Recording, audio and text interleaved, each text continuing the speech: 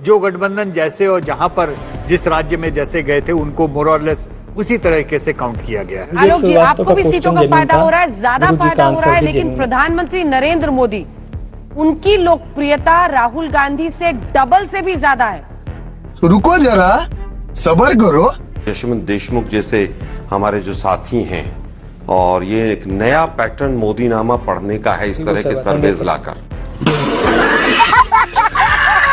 1.5 lakh vote से हारते हारते बचे हैं बनारस में, लेकिन 52% लोग कह रहे हैं कि वो बहुत अच्छा काम कर रहे हैं। हिंदुस्तान का मीडिया 400 पार का नारा लगा रहा था बीजेपी के साथ साथ। क्या वो 400 पार हो गया था? हम तुमसे सहमत हैं कि बेस्ट पीएम कौन है। और अंजना जी, आपने भी दोनों बाहें फैलाकर कह दिया, अरे भाई, जो व्यक्ति 1966 में चला बाहें फैला के क्या होता है सर? तुलना आज के प्रधानमंत्री से कर रहे हैं। कुछ भी बोलते हैं आप भी। शांति शांति मुद्दे बीजेपी के लिए परेशानी का सबब बन रहे हैं। ऑलराइट दोस्तों, स्वागत है आप सबका इस चैनल के एक और नए वीडियो में। 4 राज्यों के विधानसभा चुनाव इस साल के अंत और अगले साल की शुरुआत तक हो जाएंगे, और ये 4 राज्य हैं झारखंड, हरियाणा, महाराष्ट्र और जम्मू कश्मीर। हरियाणा के इलेक्शन की तारीखों का ऐलान हो चुका है और 1 अक्टूबर को वोटिंग होगी, वही फाइनल रिजल्ट 4 अक्टूबर को आ जाएंगे। अब जनता का मिजाज जानने के लिए इंडिया टुडे ने सी वोटर से कहा कि भाई आप एक सर्वे कराइए और जनता के मूड का पता कीजिए इन 4 राज्यों में। यदि हम हरियाणा की बात करें तो सर्वे के जो रिजल्ट हैं वो रूलिंग पार्टी बीजेपी के लिए अच्छे नहीं हैं, यानी कि वहाँ की जनता का ये मानना है कि इस बार शायद बीजेपी की सरकार वहाँ पर ना है, क्योंकि 45% जनसंख्या ऐसी है जो कि युवाओं की है, जो बेरोजगारी को सबसे बड़ा मुद्दा बन रही है। हिंदी हार्टलैंड वाले राज्यों में बेरोजगारी का सबसे बड़ा कारण अग्निवीर योजना है, क्योंकि इन्हीं क्षेत्रों से सबसे ज्यादा लोग डिफेंस की सर्विसेज में आते हैं। वहीं राज्य सरकार के द्वारा जो नौकरियां निकाली जाती हैं उनकी संख्या भी बहुत कम है। तो ओवरऑल फकीरी यह है कि 45% एक बहुत बड़ा नंबर है, जो कि यह मानता है कि बेरोजगारी इस समय सबसे बड़ा मुद्दा है। और इन समस्याओं से ये सरकारें जो रूल करती हैं बहुत आसानी से बाहर आ सकती हैं, लेकिन इनके अंदर इच्छा शक्ति की कमी है, जिसकी वजह से ये एम्प्लॉयमेंट को खास ध्यान नहीं देती हैं। यानी कि हम ये कह सकते हैं कि इंडिया टुडे और सी वोटर्स का जो सर्वे हुआ है इन 4 राज्यों में, उनमें यही दिखाया गया है कि बीजेपी के फेवर में नहीं है ये चारों राज्यों के इलेक्शन।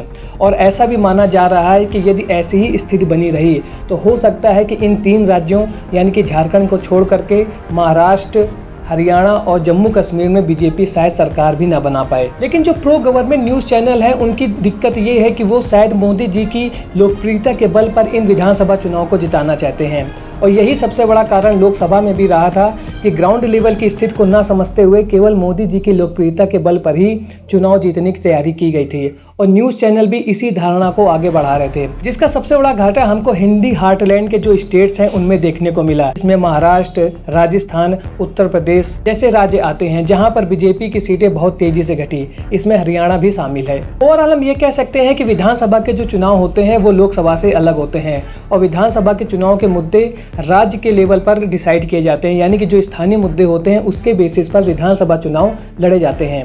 अब इसमें यदि बीजेपी वाले एक बार फिर से मोदी जी की लोकप्रियता का गुणगान करेंगे तो हो सकता है उनको एक बार फिर से चुनाव में नुकसान हो, क्योंकि जो स्थानीय मुद्दे हैं यदि उनको सरकारों ने ध्यान अभी नहीं दिया जहां पर बीजेपी की सरकार है, अभी यदि बीजेपी उन मुद्दों पर ध्यान नहीं देगी तो हो सकता है उनको एक बार फिर से मुंह की खानी पड़े। आज की वीडियो में हम देखेंगे कि कैसे एंकर अंजना ओम कश्यप डाटा की जादूगरी करके आए हुए सर्वे के रिजल्ट को बीजेपी के फेवर में दिखाने की कोशिश कर रही थी, जबकि रियलिटी इससे बहुत ही ज़्यादा दूर है। और यदि बीजेपी को ये इलेक्शन जीतने हैं तो उनको स्थानीय मुद्दे जैसे बेरोजगारी, महंगाई, इन पर काम करना पड़ेगा।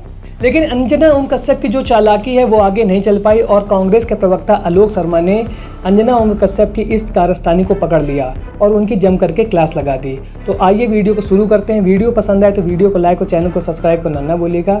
चलिए वीडियो को स्टार्ट करते हैं। मतलब Modi means performance, Modi means delivery, Modi means pro incumbency. चल झूठा, जीतेंगे तो कब्जा कर देंगे, कब्जा करने वाले लोग। आलोक जी, आपको भी सीटों का फायदा हो रहा है, ज्यादा फायदा हो रहा है, लेकिन प्रधानमंत्री नरेंद्र मोदी, उनकी लोकप्रियता राहुल गांधी से डबल से भी ज्यादा है, वो भी तीसरी बार सरकार में आने के बावजूद।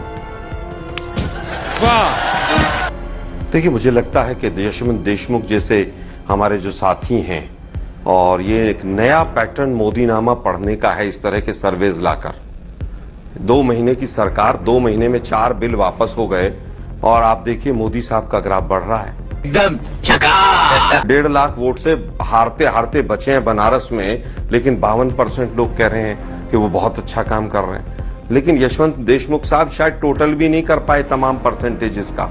खराब काम, अच्छा काम, बुरा काम, कहीं 68 आ रहा है, कहीं 72 आ रहा है, कम से कम टोटल तो 100 कर लेते हैं। आलोक जी ये मोदी नामा पढ़ने का नया स्टाइल है। इसमें क्लैरिटी ला देते हैं, क्योंकि एक हिस्सा ऐसा भी था जिसने कहा कि हम कह नहीं सकते। हमने कह नहीं सकते का नंबर स्टेट्स में भी नहीं दिखाया है और इसमें भी नहीं दिखाया। ये पढ़ी लिखी है वो। लगता है कि जिस सरकार ने 2 महीने में 4 यू टर्न लिए हों, मुझे मैं तो धन्यवाद करूंगा यशवंत देशमुख जी का। ये अभी भी 400 पार का नारा क्यों नहीं लगा रहे? इनको लगाना चाहिए। हरियाणा में बैठा हूं मैं, हरियाणा में इन्हीं के सी वोटर ने, इन्हीं ने टीवी पर बैठ के कहा था कि हरियाणा में बीजेपी की 83 सीट आ रही, 90 में से आई थी 40, और इस बार तो पूरा हिंदुस्तान का मीडिया 400 पार का नारा लगा रहा था बीजेपी के साथ साथ। क्या वो 400 पार हो गया था? ये हथियाई हुई सरकार है, इलेक्शन कमीशन, ईडी, सीबीआई के द्वारा हथियाई हुई सरकार है। ये बजट में आया तो बजट में भी 2 राज्यों को सब कुछ दे दिया, लेकिन उसके बावजूद मोदी नामा पढ़ने से ये तमाम जितने जो सेफोलॉजिस्ट अपने आप को कहते हैं वो पूरी तरह से चूक नहीं रहे। जी शुक्रिया। क्योंकि हरियाणा में, महाराष्ट्र में चुनाव है, मोदी जी की इज्जत तो बचानी पड़ेगी। इसके अलावा कुछ नहीं है। ये केवल और केवल साइकोलॉजिकल आई वॉश है और पूरी तरह से लोगों को भ्रमित करने का एक ये शो है। एक सवाल लिया कि बेस्ट पीएम कौन है, और अंजना जी आपने भी दोनों बाहें फैलाकर कह दिया।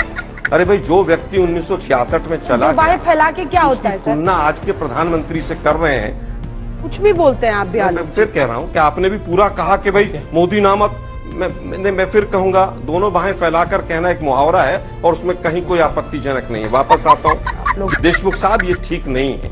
आप मुझे बताइए, 145 करोड़ लोगों का आपने मूड भांप लिया केवल 1.25 लाख लोगों से बात करके, और मोदी जी की बल्ले बल्ले कर दी आपने।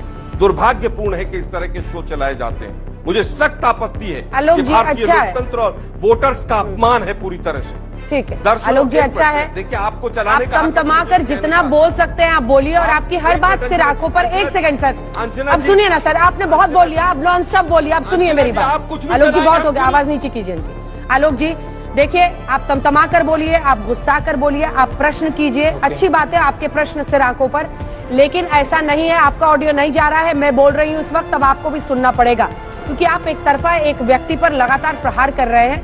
वो अपने आप को डिफेंड करेंगे, लेकिन सवाल ये है कि आज तक इंडिया टुडे सी वोटर का ये सर्वे आज नहीं, कितने दशकों से चल रहा है? 22 साल हो गए हैं काउंट करते हुए।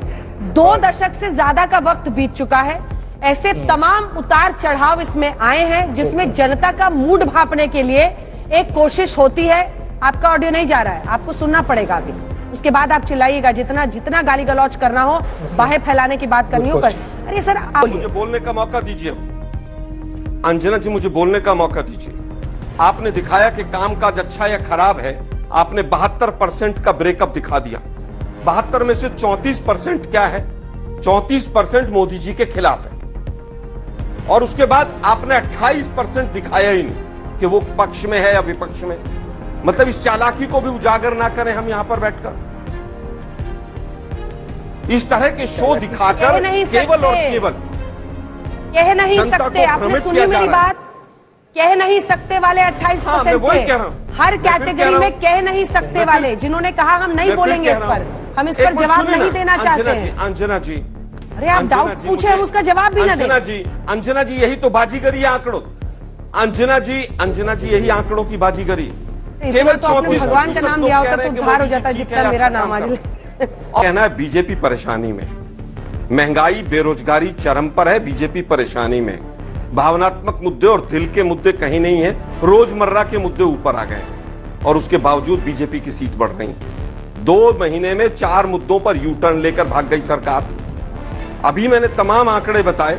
राहुल गांधी जी का ग्राफ गिर गया, वो लाखों वोटों से 2 जगह से जीत गए, और मोदी जी दर्जनों नॉमिनेशन कैंसिल ग्राफ गिर गया, और बनारस में बड़ा मुश्किल से हार से बचे, लेकिन उनका ग्राफ बढ़ रहा है। आलोक जी, वैसे आज का वीडियो आपको पसंद आया हो तो वीडियो को लाइक और चैनल को सब्सक्राइब करना ना भूलिएगा। मिलता हूं ऐसे एक और नए इंटरेस्टिंग वीडियो में, तब तक के लिए थैंक्स फॉर वॉचिंग।